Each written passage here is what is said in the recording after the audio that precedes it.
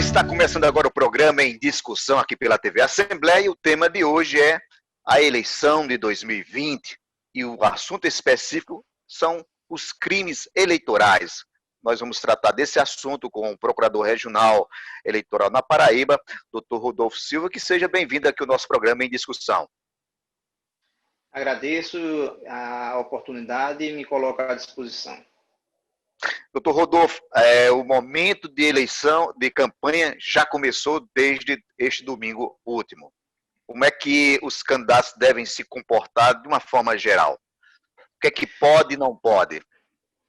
O micro período eleitoral, digamos assim, a campanha propriamente dita, ela se iniciou no último dia 27 de setembro, que é o período em que está, a partir do qual está autorizada a realização da propaganda eleitoral, dos diversos tipos de propaganda eleitoral.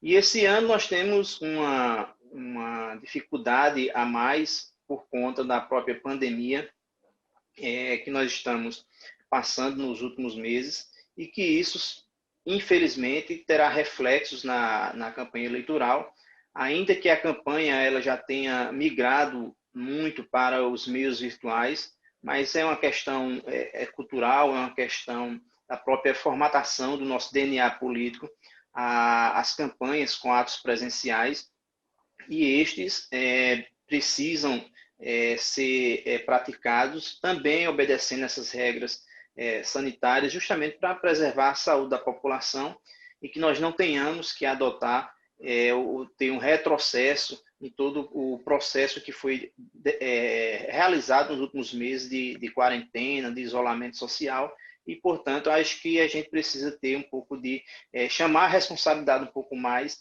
dos participantes do processo político eleitoral para que a gente busque não ter retrocessos nessa área. Doutor Rodolfo, uma das grandes preocupações de vocês aí na Justiça Eleitoral é a questão do fake news. Como é que vocês estão vigilando essa questão? E eu queria que você, antes de falar dessa questão, o que na ela vai constituir um fake news enquanto crime eleitoral?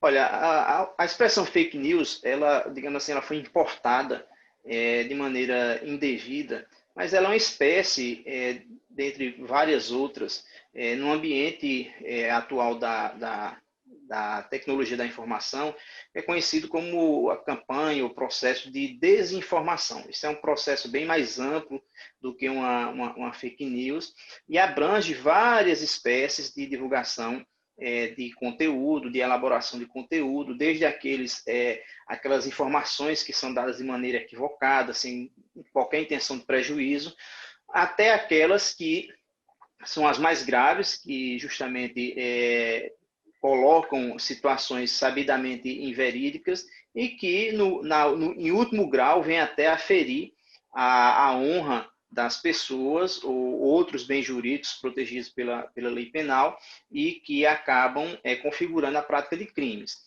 Especificamente na seara eleitoral, o foco principal e a atenção principal do eleitor, principalmente, o candidato, ele, digamos assim, tem toda uma assessoria jurídica por trás para embasar suas ações e suas publicações, mas principalmente o eleitor, eu chamo a consciência, chamo a reflexão em dois aspectos específicos. Primeiro, estar atento ao conteúdo do que se está divulgando, o conteúdo do que está publicizando. Nós temos hoje um pensamento, ou digamos, uma atuação automática de receber as informações, recebermos notícias pelos mais diversos meios, principalmente nas redes sociais e também nos meios de comunicação instantânea, como os aplicativos de mensagens, e simplesmente, a partir de uma simples leitura,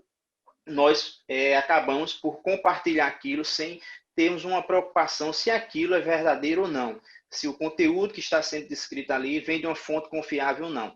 Então, a gente tem buscado difundir ao eleitor essa preocupação de que pesquise antes de divulgar, pense antes de fazer o compartilhamento, justamente para que ele não corra risco de, eventualmente, sofrer algum tipo de sanção na esfera eleitoral.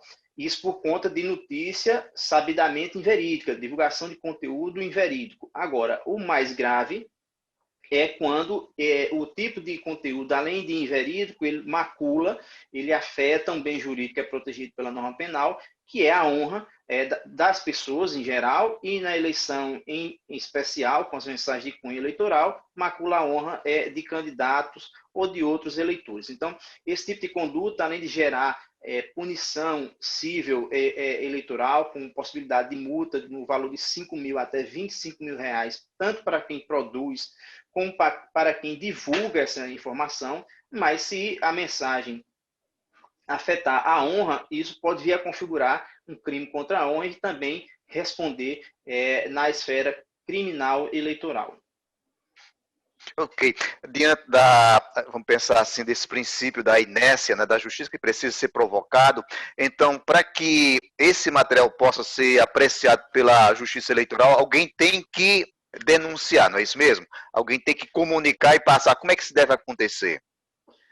Hoje em dia, assim, primeiro ponto, assim, a instituição, o Ministério Público Eleitoral, que tem o dever de fiscalizar, de acompanhar tudo isso, ela não é onipresente, como da mesma forma que a Justiça Eleitoral não se faz onipresente, principalmente nas redes sociais, nos meios de comunicação em massa.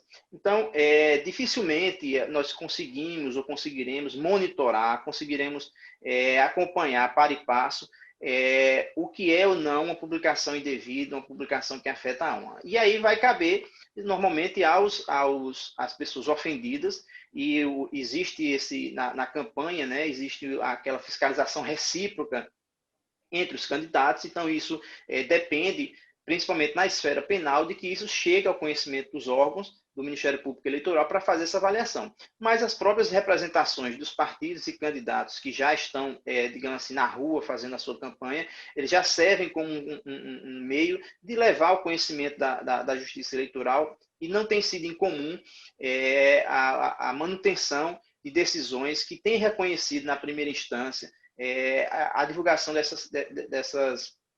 dessas mensagens com conteúdo inverídico ainda na pré-campanha. E não será diferente durante a campanha eleitoral. E para o cidadão que não tem essa representação processual, não tem advogado, se soubesse, tiver conhecimento de algo, ele pode encaminhar isso ao Ministério Público Eleitoral. O caminho natural para essa análise o protocolo eletrônico virtual que existe na página do Ministério Público do Estado da Paraíba. Esse meio, digamos assim, é mais ágil, porque ele já vai diretamente para o promotor eleitoral responsável por aquela cidade, porque o cidadão, quando vai cadastrar uma notícia, ele indica o município onde ocorreu o fato, e ali já vai para o promotor responsável. E não sendo esse o caso, o caminho escolhido, nós temos o MPF Serviços, que é um serviço de atendimento ao cidadão online, disponibilizado pelo Ministério Público Federal.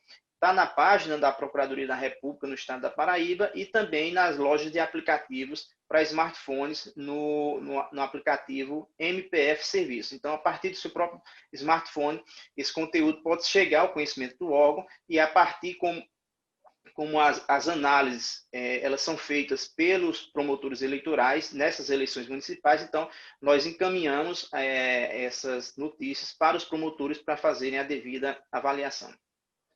Doutor Rodolfo, aqui na Paraíba nós temos regiões marcadas, ou cidades marcadas por cores, amarelo, não é, verde, se tiver liberado.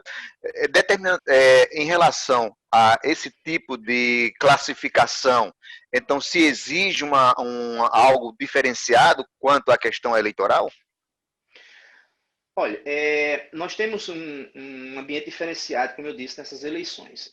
O próprio Constituinte derivado aprovou uma emenda constitucional, a 107 de 2020, que readequou o calendário eleitoral e também fixou algumas regras específicas para essa eleição diante da situação excepcional da pandemia.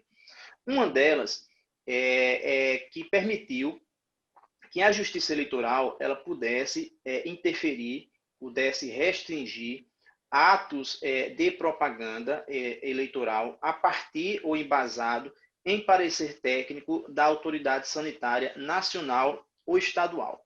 Diante desse cenário jurídico, nós solicitamos à Secretaria Estadual de Saúde, que é o órgão sanitário estadual, a emissão de um parecer técnico, de uma manifestação técnica, sobre essas regras sanitárias que seriam e que serão aplicadas à eleição. Então, foi lançado um plano de regras sanitárias para as eleições, abrangendo todo o período da campanha, incluindo as convenções partidárias presenciais ou virtuais.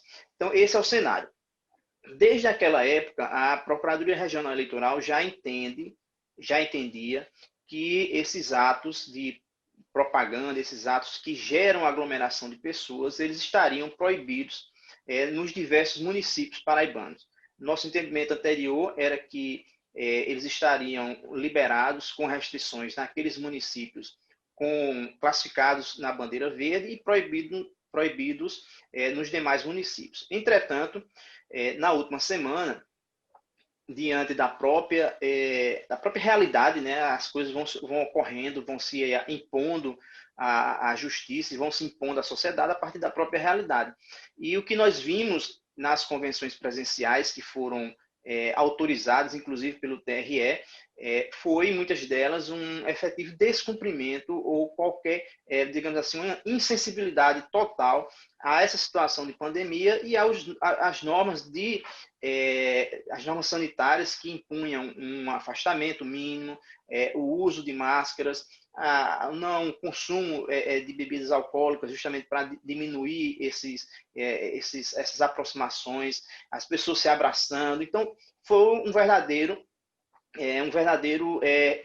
pleito de descumprimento dessas regras sanitárias.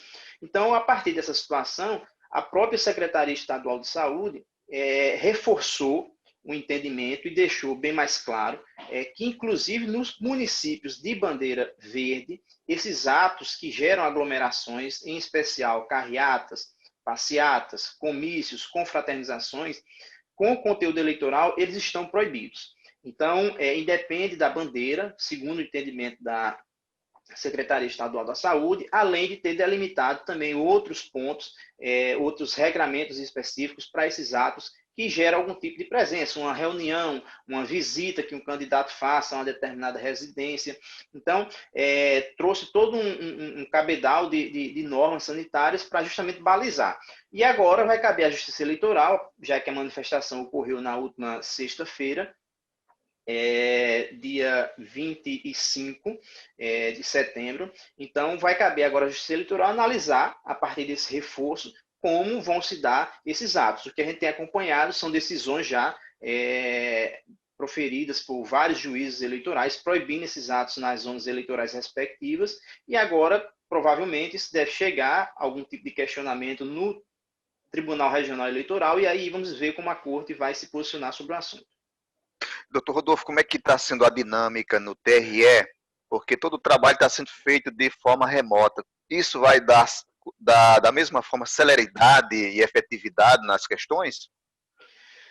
Olha, é bom que deixemos claro para a sociedade, os órgãos, eles vêm trabalhando de maneira normal, pelo menos os órgãos assim que eu falo, o Ministério Público Federal, Tribunal Regional Eleitoral, Ministério Público Eleitoral, eles vêm trabalhando de maneira rotineira, de maneira normal, até com ganho de produtividade nos últimos meses. Por incrível que pareça, às vezes a realidade, como eu disse, se impõe e se mostra bem mais diferente e diversificada daquilo que a gente imagina na nossa cabeça. Então, mesmo trabalhando de maneira remota, tanto os membros como os servidores dessas instituições estão dando o melhor de si para que não haja qualquer tipo de atraso. Então, nós não tivemos prejuízos na atuação desses órgãos. E não vai ser diferente durante a campanha. Claro que existem atos que precisarão desse trabalho presencial, porque não é possível nem factível se fazer de maneira virtual, e eles serão devidamente, acontecerão devidamente com a presença dos responsáveis. O tribunal já está retomando, aliás, já retomou a atividade presencial, os órgãos, as promotorias eleitorais, os juízes eleitorais já retomaram o trabalho presencial, claro, com algumas restrições, rodízios de servidores para evitar acúmulo de pessoas, preferencialmente atendimento virtual, não presencial do cidadão, mas, como eu disse, as ferramentas que nós dispomos hoje e a eficiência e a efetividade na participação de todos, o contributo que cada um tem dado a isso, acho que tem gerado ganhos e nós não temos sequer atraso. Nós tivemos algumas paralisações em processos presenciais não, processos físicos, mas que continuaram os julgamentos, os prazos que foram suspensos, mas os julgamentos continuaram e nós estamos atuando normalmente e vamos caminhar até o fim da eleição nesse sentido. Ok, nós estamos nesse programa de hoje em discussão tratando sobre as eleições 2020. Agora nós vamos ao intervalo e voltamos daqui a pouco com este assunto.